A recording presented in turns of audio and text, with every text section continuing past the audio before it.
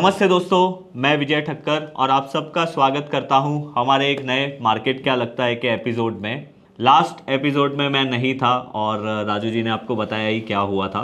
मेरा एक सेप्टोप्लास्टी का सर्जरी था जो नाक के अंदर होता है, तो उसके लिए मैं नहीं था। मेरा 25 को सर्जरी था और फिर ऐसी सिचुएशन नहीं थी कि मैं वीडियो में आ सकूं, तो राजू जी ने बना लिया। उसके लिए thank you Raju ji. Thank you. अभी अभी ये कैसा है आपका? ठीक है, अभी ठीक है। थोड़े बहुत जो स्टिचेस होते हैं वो अंदर है, but I am fine now. Good, अच्छा है। तो अभी सर जी मैं तो ठीक हो गया, बट हम लोगों को ये देखना है कि क्या मार्केट ठीक हुआ है। और जैसे अभी जून मंथ ख़त्म हुआ, जुलाई मंथ भी आया है, तो आज का वीडियो थोड़ा मुझे ऐसा लगता है कि स्पेशल रहेगा, बिकॉज ये वीकली एनालिसिस से ज़्यादा एक तरीके से आप मंथली एनालिसिस बोल सकते हो। करेक्ट। तो आप मुझे बताइए क्या मार्केट की कंडीशन बेटर हुई है और कौन से स्टॉक सेक्टर पे हमें ध्यान देना चाहिए। सो यस, बिल्कुल। यानी मार्केट का जो कंडीशन है हाँ, वो आज, यानी अगर हम बोल सकते हैं कि लास्ट 2-3 दिन से तो अच्छा है और आगे भी अच्छा रहेगा, ये दिख रहा है। ओके। कैसे, वो चार्ट पे हम थोड़ा डिस्कस जब करेंगे तो वहां पे आते हैं। सबसे पहले जो है ना, हम निफ्टी का चार्ट देखेंगे। ओके। ये निफ्टी 50 का पॉइंट एंड फिगर चार्ट है। ये ट्रेंड लाइन ब्रेकआउट हो गया। करेक्ट, ये हमने ड्रॉ करके रखा था। करेक्ट। तो इसको इसने ब्रेकआउट दिया है। साथ ही साथ जिसको अगर पॉइंट एंड फिगर का थोड़ा पैटर्न के बारे में मालूम होगा तो इसको बोलते हैं ABC ब्रेकआउट। ओके। अच्छा, अब इसको अगर कैंडल्स के हिसाब से अगर आप देखेंगे तो एक छोटा सा ऐसा लगता है ना, फ्लैग ब्रेकआउट। हाँ, करेक्ट, मतलब पोल, उसके बाद फ्लैग और Correct. उसके बाद ब्रेकआउट हुआ है। तो वही ये है। अनदर थिंग जो हम बता रहे थे कि यहाँ पे डिस्पैरिटी जो है ना कम है, वो जो हमने Correct. डिस्पैरिटी की वीडियो बनाई थी। तो दोनों चीज जो है ना मेरे फेवर में। एक तो bearish 45 degree trend line breakout हुआ, करेक्ट। ABC है, साथ ही साथ एक सेल आया, उसके बाद वो सेल का फॉलो अप नहीं आया, राइट। बिलो मूविंग एवरेज भी नहीं आया। हाँ। और अब यहां से ब्रेकआउट दिया है। पॉसिबिलिटी तो है कि यहाँ की अपसाइड जाने का। और कहां तक, तो जो हमने 25,200, ओके। ये पॉसिबल 1000 पॉइंट का जो रैली यहां से हो सकता है। एक अच्छा, तो अब ये 1000 पॉइंट का रैली आ सकता है, तो क्या स्ट्रेट विम इसमें जाएगा लाइन में? पता नहीं चला है। कॉल खरीद ले हाँ। 25,200 का मंथली पे। तो ये क्या होता है कि ये धीरे धीरे फिर कॉलम ऑफ वो कॉलम ऑफ। अब आप जैसे देखिए, ये यहाँ से 25,900 से और यहाँ तक आया 22,300 तक। सो वन गो में नहीं आया, करेक्ट। बीच बीच में रिट्रेसमेंट आया, वैसे ही बीच बीच में रिट्रेसमेंट आया, बट ओवरऑल ट्रेंड बुलिश है। अब बेरिश कब हो जाएगा, अगर ये नहीं, ये जो जो जो हम बात कर रहे हैं वो इनवैलिडेट कब हो जाएगा, क्वेश्चन ये है। तो इनवैलिडेट जब तक MA के ऊपर है, यानी 22,800 के ऊपर में है, सॉरी 23,800 के ऊपर में है, तब तक आप समझ के चलो कि वैलिड है। ओके। ठीक है। अब ये हुआ निफ्टी का। अब यहाँ पे बैंक निफ्टी फिर हम आते हैं, और बैंक निफ्टी में ये सब जो है पहले हम रिमूव कर देते हैं ताकि चार्ट क्लीन हो जाए। ओके। अभी एक चीज देखिए आप, ये जो डाउनसाइड का काउंट था बहुत पहले जो हमने प्लॉट हुआ था, वो क्या हुआ, इनवैलिडेट हो गया। ठीक है। अब ये अपसाइड का काउंट है, आप अभी तक ये काउंट का तब तक के लिए अभी छोड़ दीजिए। एक चीज जरूर है कि यहाँ की निफ्टी जितना नीचे आया था बीच में, बैंक निफ्टी नहीं आया। करेक्ट।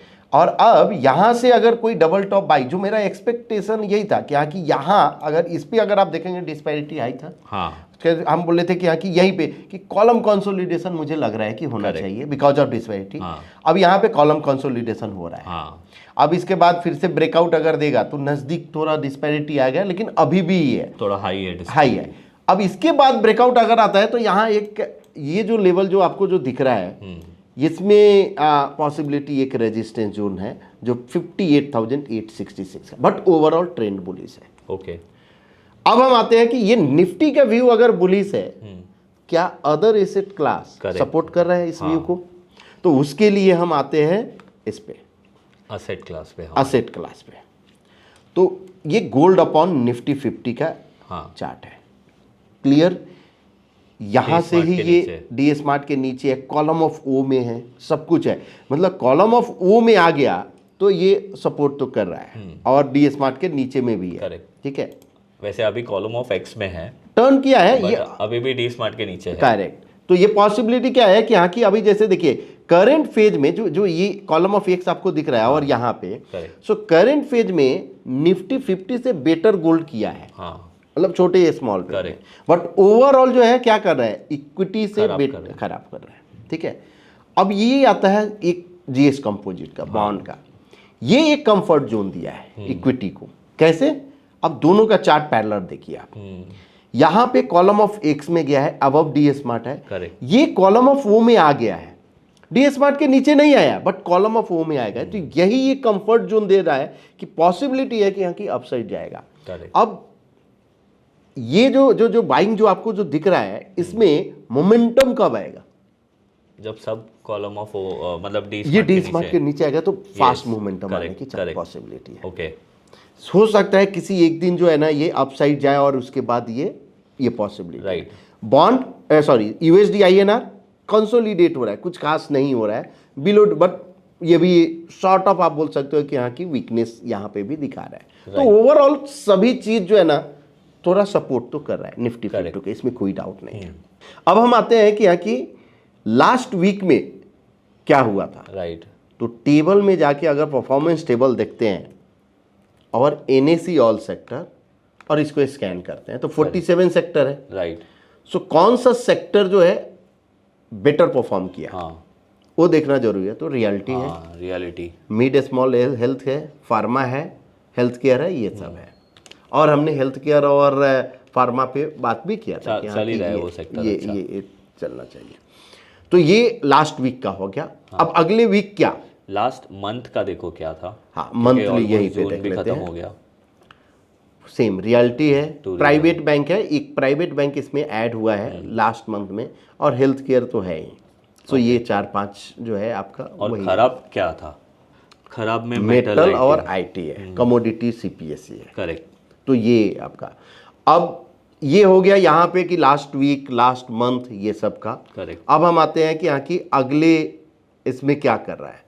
तो मैट्रिक्स में जाके यहाँ पे एनएसी ऑल सेक्टर करेंगे और इसको स्कैन करेंगे। ओके, सो स्कैन के बाद जो है आपको आ गया कि ओवरऑल जो सेक्टर जो है Nifty realty, mid small health, pharma, health care, वेब्स, कोर हाउसिंग, मतलब हेल्थ केयर, फार्मा तो कंटिन्यू 3-4 हफ्तों से हो ही रहा है। करेक्ट, अभी रियलिटी सेक्टर एक नया एंटर हो गया है। करेक्ट, और रियलिटी लास्ट इसमें भी था। प्रॉब्लम अभी क्या होगा मालूम है, प्रॉब्लम रियलिटी में अगर आप जाके देखोगे तो सभी अफोर्डेबल नहीं रहेंगे। हाँ, बहुत ज़्यादा। करेक्ट, बिकॉज अगर आप देखो यहाँ पे अभी ये सेक्टर हमने देख लिया, Nifty realty, mid small, pharma, ये सब पे ध्यान रखना चाहिए। एक शॉर्ट टर्म में देखते हैं कि शॉर्ट टर्म में क्या, आईटी। तो आईटी में सॉर्ट ऑफ रिवर्सल दिखा है। तो अब रियलिटी में कंटिन्यूशन है, करेक्ट, आईटी में रिवर्सल है, एमएसआईटी टेलकॉम वही हो गया, हेल्थ केयर कंटिन्यूशन है, और इंडिया डिजिटल और फार्मा भी कंटिन्यूशन। तो इससे समझ में आ गया कि कौन सा रिवर्सल, कौन सा कंटिन्यूशन। अब अगर इसी को अगर हम देख लेते हैं कि यहाँ की कौन सा था, रियलिटी ना। हाँ। तो रियलिटी इंडेक्स हम क्यों बोल रहे हैं कि यहाँ की होना चाहिए, बिकॉज टॉप जो है इसमें 10 स्टॉक। अब 10 स्टॉक का जो है ना हम ये करते हैं, लोधा, सॉरी ये लोधा हुआ। अब इसका अगर मान लो पीएनएफई चार्ट आप देखो, दिख रहा है कॉलम ऑफ, करेक्ट, अफोर्डेबल नहीं है, इसको वेट करना पड़ेगा रिट्रेसमेंट का। दूसरा होगा, मोस्टली होना चाहिए। हाँ, सब में वही होगा। तो क्या ये सेक्टर छोड़ के चलना चाहिए? नहीं, ये हमारी वॉच लिस्ट में एग्जैक्टली। अब ये जो है ना वॉच लिस्ट में रहना चाहिए कि जिस दिन भी अगर आपका करेक्शन अगर आता है और फिर कॉलम जिस दिन आता है वो आपके लिए पॉसिबिलिटी करेगी, ये देखना चाहिए। अब हमने सेक्टर का जो बात किया, अब इसके साथ साथ मुझे देखना एक चीज बहुत जरूरी रहता है कि यहाँ की ब्रेथ क्या कर रहा है। ओके, ये ब्रेथ को अगर हम देखें निफ्टी 50 का कि क्या कंफर्ट जोन में अभी भी है, और आज जो है ना निफ्टी 500 का भी देखेंगे, मंथली हुआ है। तो थोड़ा सा जो है ना ओवरऑल भी अपने को स्ट्रक्चर मालूम चले कि क्या है ब्रॉडर मार्केट। तो आपका कंफर्ट जोन क्या होता है ब्रेथ में? ब्रेथ 75 और 25 के बीच में रहना चाहिए, बुलिश क्रॉसओवर। अब आप देखिए यहाँ पे जब आया था ये क्लियर 25 के ऊपर आया, बुलिश क्रॉसओवर हुआ, तो ये कंफर्ट जोन था मेरे लिए। ये यहाँ पे जो बुलिश क्रॉसओवर आया लास्ट 2-3 दिन पहले, हाँ वो भी कंफर्ट जोन, करेक्ट, अभी भी कंफर्ट जोन है, 71 है। ओके, तो पॉसिबिलिटी अभी अगर हम बोले कि क्या रूम है ऊपर जाने का, तो यस रूम है, अभी कोई ये नहीं है, जल्दबाजी नहीं है। अब दो चीज, आज थोड़ा हो सकता है कि वीडियो थोड़ा लंबा हो जाए, हाँ क्योंकि आज मंथली है ना। हाँ, तो निफ्टी 500 इंडेक्स पे हम इसको स्कैन करते हैं, ओके, थोड़ा टाइम लगेगा। जब तक ये हो रहा है तब तक हम एक और पे हम आते हैं, जहां पे अभी जैसे ये जोन वेव में जो है, हमने बात किया कि इक्विटी आउट परफॉर्म कर रहा है, करेक्ट।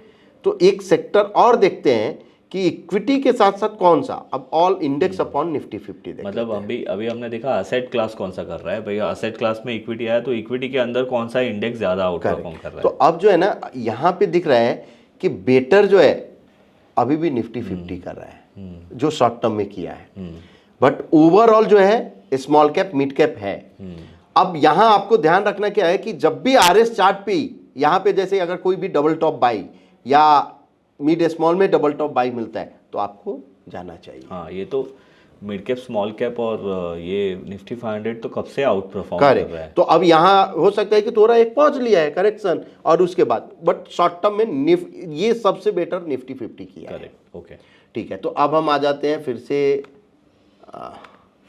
उसी पे निफ्टी 500 पे, और निफ्टी 500 का जो ब्रेथ है ये क्या इंडिकेट कर रहा है, 61 है, और ज़्यादा कंफर्टेबल है। मतलब अगर आप देखा और साथ में बुलिश क्रॉसओवर है, सो रूम तो है, अच्छा खासा रूम है, तो आपको निफ्टी 500 की तरफ ध्यान देना चाहिए। तो शायद स्मॉल कैप मिड कैप जो आउट परफॉर्म जब करेगा तो इधर आपको ध्यान देना चाहिए। ब्रेथ भी सपोर्ट कर रहा है, आरएस भी सपोर्ट कर रहा है, और अदर एसेट क्लास भी सपोर्ट कर रहा है, प्लस प्राइस भी सपोर्ट कर रहा है, करेक्ट, अभी तक। ओके, अब ये हो गया। अब हम आ जाते हैं लास्ट इसमें कि यहाँ की जो बात करते हैं कि आरएस और प्राइस दोनों पे कौन सा स्टॉक जो है क्वालिफाई कर रहा है। ठीक है। तो उसके लिए हम आरएस स्कैनर, हाँ, और पीएनएफ प्राइस और आरएस स्कैनर यहाँ पे हमने सेव करके रखा है। अब कोई बोलता है कि हाँ कि आपका सेव है, मेरे में सेव नहीं रहता है, ये कमेंट भी आया था। तो आपको क्या करना है, पहले एक बार सेलेक्ट कर लेना है निफ्टी 750 और ये सब, यहाँ पे हमने सेव स्कैनर दिया है। ओके, ठीक है, इसको स्कैन कर देते हैं पहले। ये सेव स्कैनर पे जब आप क्लिक करेंगे, एक मिनट, सेव स्कैनर पे तो आपको नाम देना पड़ता है कि क्या नाम, जैसे मान लो कुछ भी दे दिए, या एबीसी कर दिए, तो एबीसी करके नाम से ये सेव हो जाएगा स्कैनर। और जैसे आपका सेव होगा, फिर जहां से हम करते हैं कि आरएस प्राइस, तो यहाँ पे आपको दिख जाएगा कि वो एबीसी हो गया। ठीक है, तो अब इसको स्कैन कर देते हैं। स्कैन करने के बाद आपको जो है ना टोटल 750 स्टॉक किया और 7 स्टॉक दिया। और ये मीडियम टर्म 1% कर रहा है। मतलब निफ्टी 750 अगर हम देखें, स्मॉल कैप मिड कैप अभी भी अगर अच्छा नहीं कर रहा है, लेकिन फिर भी ये सब स्टॉक ठीक ठाक दिख रहा है। कौन कौन, महिंद्रा फाइनेंस, जेएम फाइनेंशियल। अब इसका अगर आप चार्ट ओपन करो तो ये एमेंडम फाइनेंस का है ये। अच्छा, अब इसका अगर चार्ट स्ट्रक्चर देखो तो भले ही ये आया है, लेकिन अभी उतना कंफर्ट नहीं दे रहा है।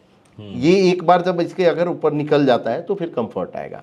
तो देखते हैं कि क्या कोई और है क्या। जेएम फाइनेंशियल ये एक कंसोलिडेशन के बाद ब्रेकआउट देने की कोशिश कर रहा है। करेक्ट। इंडसइंड बैंक काफी दिन का अंडर परफॉर्मर, अब निकलने की कोशिश कर रहा है। करेक्ट। इंडसइंड इसने तो अभी तक कोविड का हाई भी नहीं ब्रेक किया। हाँ, ये देखिए EIEL, ये जो है ना, ये कंफर्ट देता है आपको।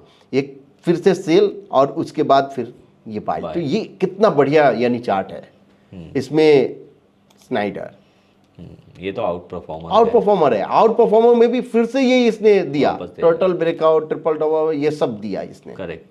और एजिस लॉजिस्टिक्स नहीं, ये एजिस कुछ और है। नहीं, ये हाँ एजिस VOPA की कुछ है। ठीक है, और 7 है अपोलो।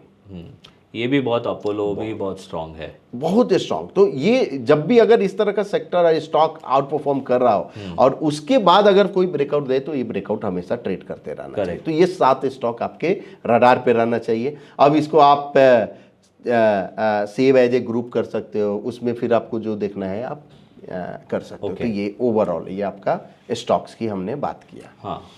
अब हम आते हैं कि यहाँ की लास्ट मंथ सीजनलिटी के हिसाब से क्या है ओके अगला मंथ। हाँ तो उसके लिए सीजनलिटी में गए और सीजनलिटी स्कैनर, और यहाँ पे पहले हम NSE ऑल सेक्टर करते हैं ओके और मंथ इसमें सिलेक्ट कर लेते हैं कौन सा, जुलाई मंथ, हाँ और इसको स्कैन करते हैं।